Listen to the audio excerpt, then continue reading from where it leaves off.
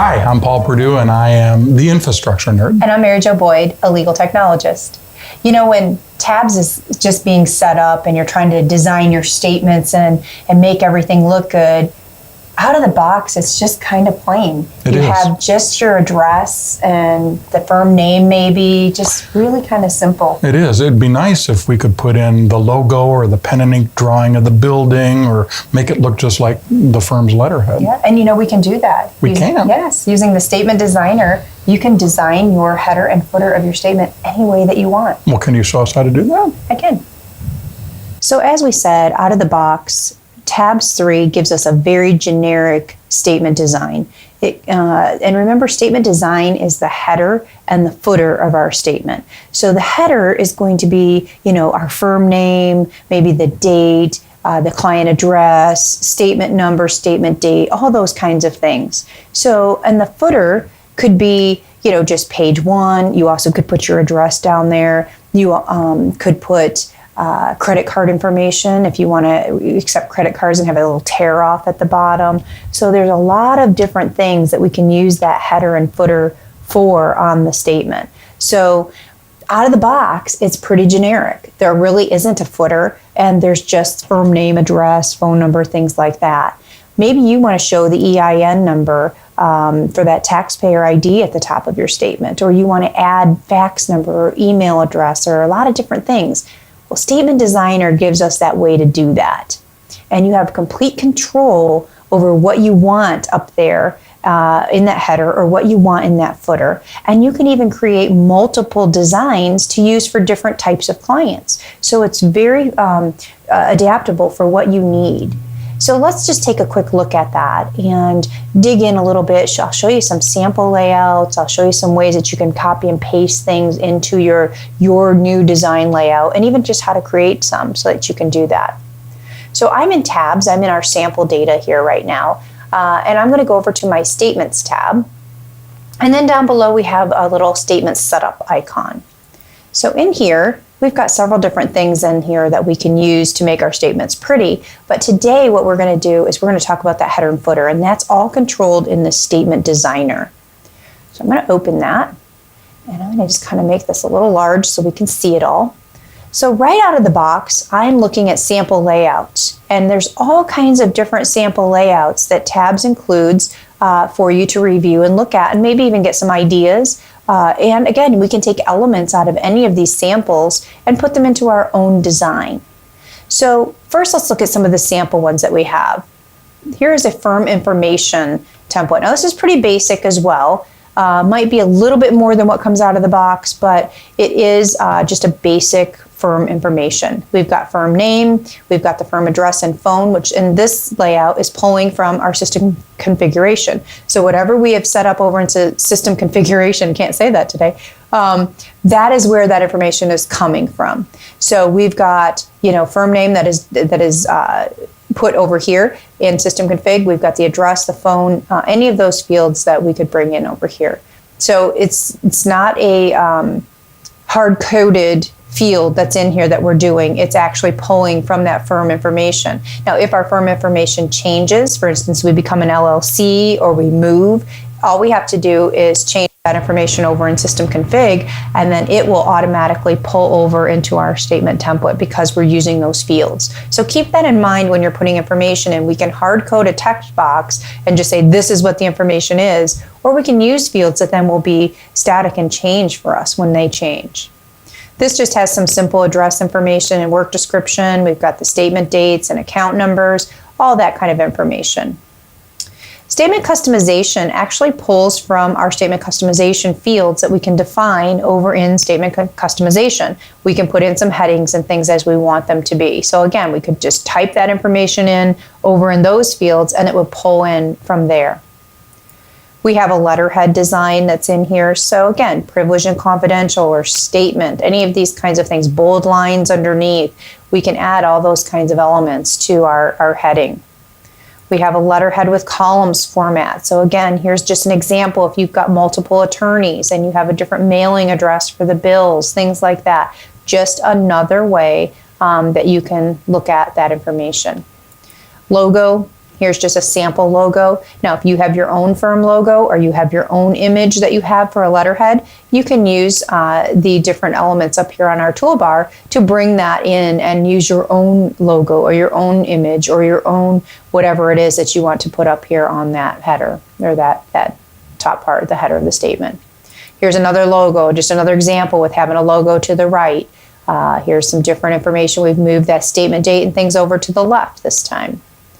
We have an attorney list format. So again, here's some listing out of the partners and the paralegals and all of your staff, and then you have your information down below.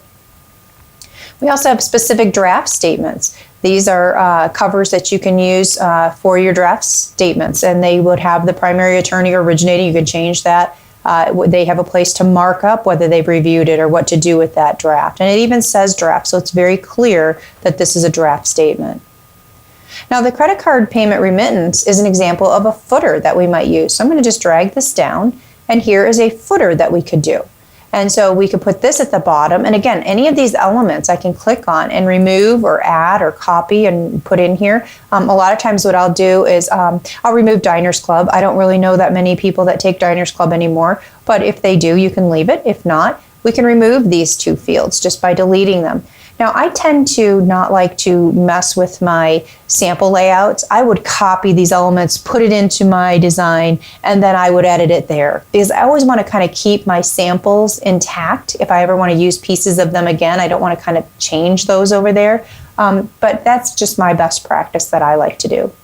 Another thing I do sometimes is I will copy these 4 boxes and paste them underneath for the CVV code. Sometimes we need that on the back of our credit cards and we need that information to process them.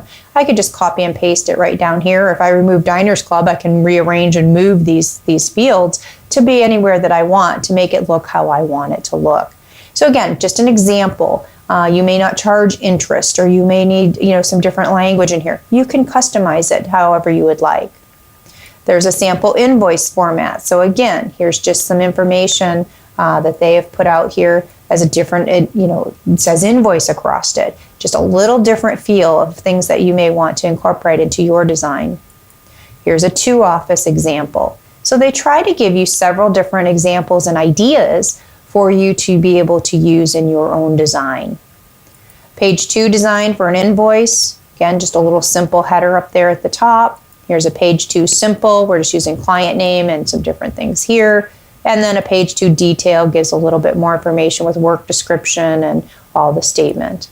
They even give you an example of a cover statement. This is going to be that summary page that can print out for your clients. And even a remittance page. Again, this could be used as in place of that cover statement. You could have this one that is a remittance page. And at the bottom of your remittance page, you could put that credit card footer. And that way they just return that whole page with their payment, and it will have all the information that you need there.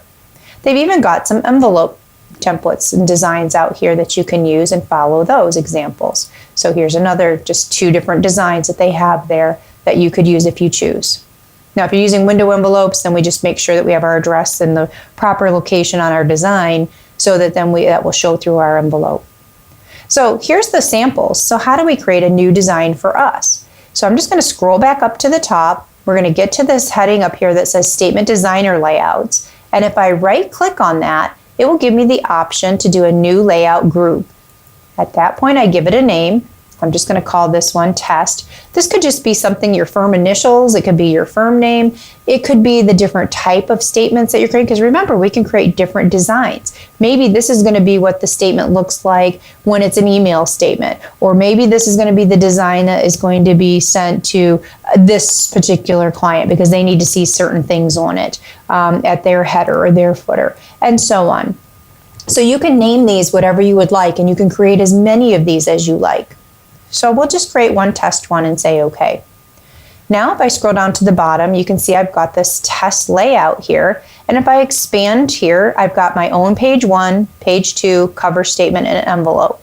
And if I look at this page 1, it's just blank right now. I have nothing on it. It's a blank slate for me to go ahead and create the things that I want on my header and my footer.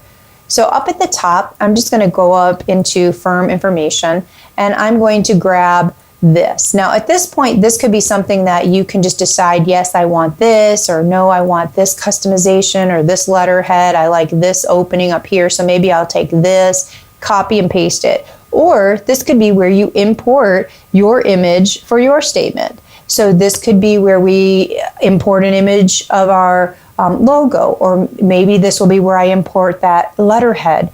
And I'm going to say you're going to want a really good quality image, and you're going to want it to be either in a bitmap, a PNG, or a JPEG format. And you want it to be really good quality because we may have to drag it and make it be the size that we need it to be. So be careful with that, but you can definitely use those by simply importing an image here and adding that. Now the image does need to be stored in the STI directory, so wherever your software is installed, it needs to be in that directory, so then it's accessible for whoever is running these statements. We don't want to store that image on our C drive or somewhere, because then if somebody tries to run statements on another workstation, they won't have access to that image and it will just be a big X. So if you ever get that, it's because the image is in the wrong location, and the person that maybe imported it and put it on there will have it, but the person that is trying to run it from somewhere else will not. So it needs to be stored in the STI directory, into the software directory where Tabs is located.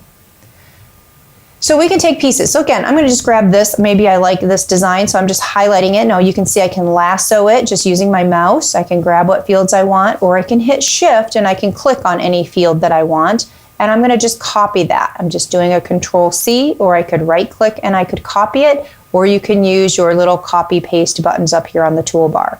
So I've got that copied. I'm going to go back to my page one, and I am going to go ahead and paste that in. So now I like this heading. That's what I want here. And I'm going to pull that little line down. So this begin statement body means that I've got all of this at the top for my header, and wherever I end this, that's where my actual body, this is where it's going to say, the date, the initials of the timekeeper, the description of the fees, and all of that. So that's the body where that will begin. So I can drag that line up and down if I need to. Now, let's say that I really like the address format on this one. So, and maybe I like this whole section on the firm name. I'm going to keep it simple for this. So I'm going to go ahead and copy that, and we're going to come down to our page one, and I'm going to go ahead and paste that in. Now, you can use your arrow keys on your keyboard to bump fields down. So right now I'm using my down arrow. I can bump that down a little bit, and I can drag my body down a little bit more. And then I can change how these look. Maybe this isn't enough room. So if I do some shift in here, and I'm just going to grab these fields. Whoop, let's see if I can grab those here. Shift, client ID. And let's say I want all of these fields to be the same width. Well, we've got a lot of different tools up here in our toolbar that allows us to go ahead and select fields and align them right or left, or align the text in the center, or however we want, and also equalize the width, or maybe even where they're lining up on the screen with other fields. So let's say I want these all to be the same width as the statement date. So on this instance, whatever the last field is that you highlight will be the field that it's going to equalize to. So statement date is the last one I clicked on, and right here there's a little equalize width. It's a little button here that has the arrows going both ways. So we'll equalize width, and now I'm kind of not centered right how I want these. They're not aligned how I want them to be. So let's say I want them all to be aligned to the left. Again, here is another button here that will left align, and it brings them all into place very quickly. Now, if I want to make sure that they're aligned over here right to left, I'm going to just take these two, and again, I want these to be aligned at the top. So over here, we've got our little aligned top. I can make sure those are aligned, and so on. So we've got a whole toolbar up here that we can use when we've got some fields selected to be able to align left, right, align to the top, bottom, equalize the width, equalize the height, and then even align to the center. We've also got some things that we can do over the top for the text. So if I want to align the text left, center, or right, I can do that. And also we can size those to fit. And then these are elements that we can do the whole section. So maybe this whole section I want to center on the page. I could hit that little center, and it was probably already centered pretty much since we copied it from another place. But you could take your logo you brought in or your letterhead and hit that and align the whole element to the center of the page.